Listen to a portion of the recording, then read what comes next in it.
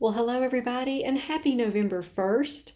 Hope you all are just having a great day, and I wanted to share with you some information about my holiday cacti that I have pretty much debunked so many myths about growing these wonderful plants. When I first started growing them about 4 years ago, I made some videos on some information that I learned about just the regular knowledge at that time about how these things grew and how to get them to bloom in your home.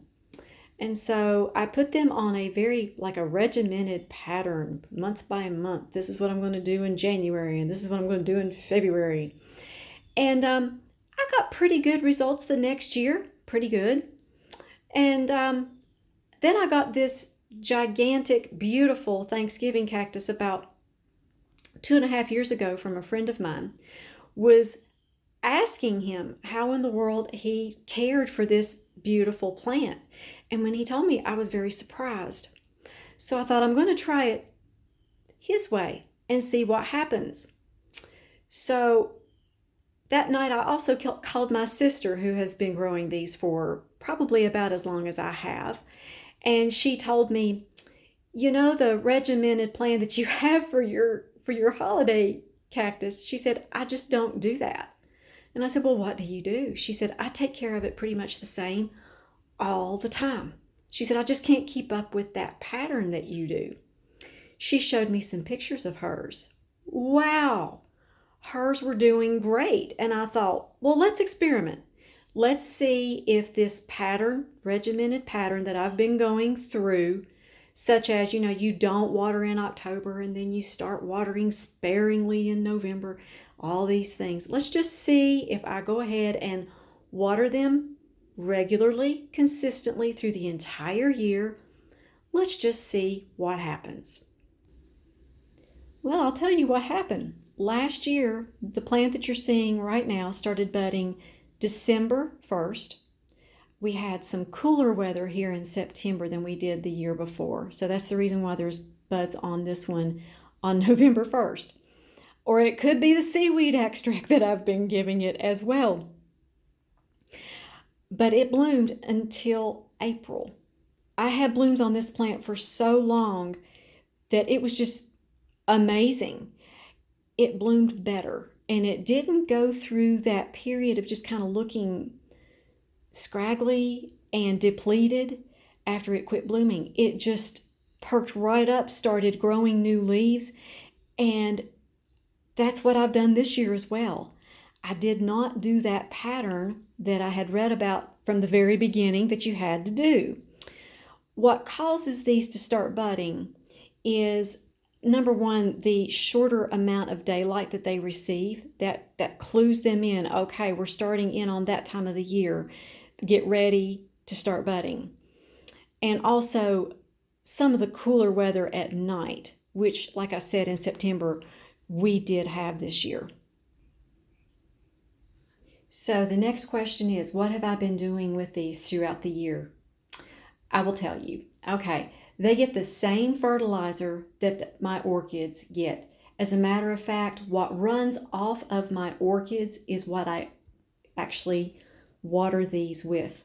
If my orchids are getting fertilized, they get fertilized with that same water.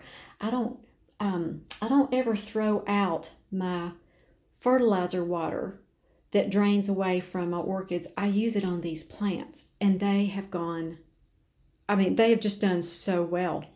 So what I've been doing is I've been using 10 drops per gallon of CalMag. I've been using a teaspoon of Better Grow Orchid Plus. This is my orchid fertilizer. And I've been using about 25 to 30 drops of the seaweed extract on these per gallon. And I do use reverse osmosis water. So what I do is when I drain my orchids, that's what these get watered with. And as you see, they have done very, very well.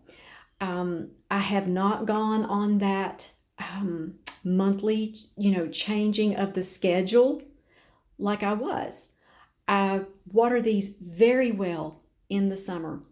What you have to remember when you're watering a Thanksgiving cactus or a Christmas cactus is to make sure that all that water drains away. If they sit in water, that's going to rot the roots, and that's going to cause your plant to die. So during the summer, I probably water these 2 or 3 times a week, water them very, very well. In the fall, they don't take as much water because the weather is so much cooler. So they might get it, every 5 or 6 or 7 days, but I don't let them dry out. And then when they're blooming, I'm still fertilizing them. I don't cut back on that at all. And all of these that you see bloomed for me twice last year.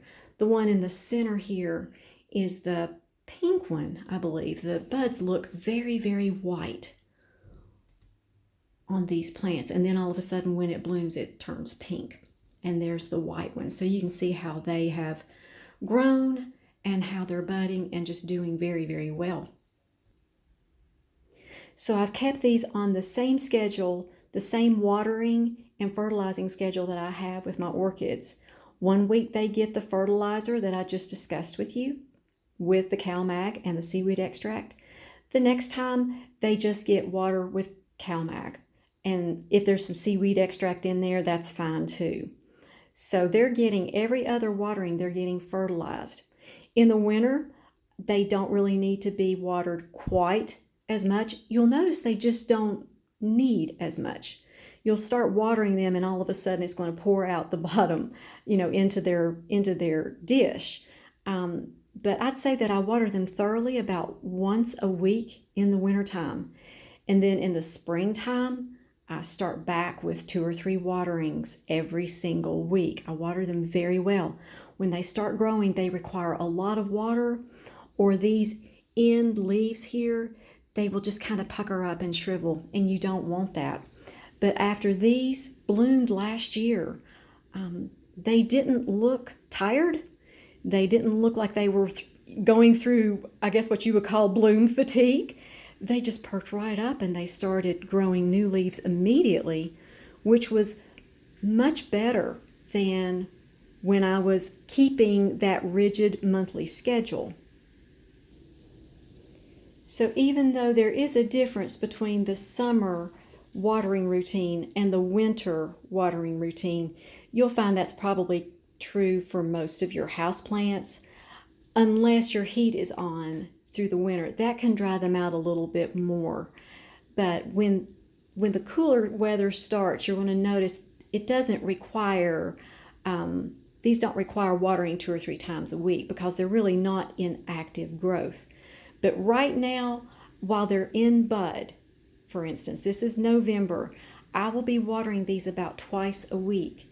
And I've just noticed they react well to that. It doesn't require as much water each watering as, let's say, July. So maybe that's where this regimented monthly schedule kind of came up. Someone just realized, well, it's just not requiring as much water in the fall and the winter. But the thing is I believe that they require more water in the fall and winter and more fertilizer than what was initially presented. I just like to debunk myths when I find that something is a lot easier to grow than I thought it was.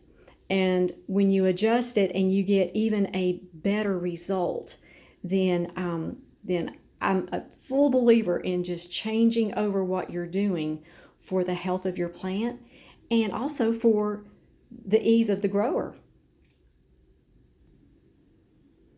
Also, another question is when you can take cuttings of these. I usually take cuttings in May or June after the new leaves have fully formed and developed. Right now is not the time to take cuttings from a cactus. You're just going to cut off that beautiful bloom and and it's not going to bloom for you as much. Another question I've been asked is, what type of lighting do I grow this gorgeous Thanksgiving cactus in? This gets eastern exposure. In other words, it gets morning sun from the time the sun comes up until about 12, and then it gets dispersed light in the afternoon. And as you see, it really loves that amount of sunlight. So I hope this video helps you all to grow these a little bit easier. I think that that's a lot easier than the rigid monthly plan that I was doing before, and I got a better bloom cycle, which that's what it's all about. So you all be highly favored, deeply loved, and greatly blessed, and we'll talk to you all next time.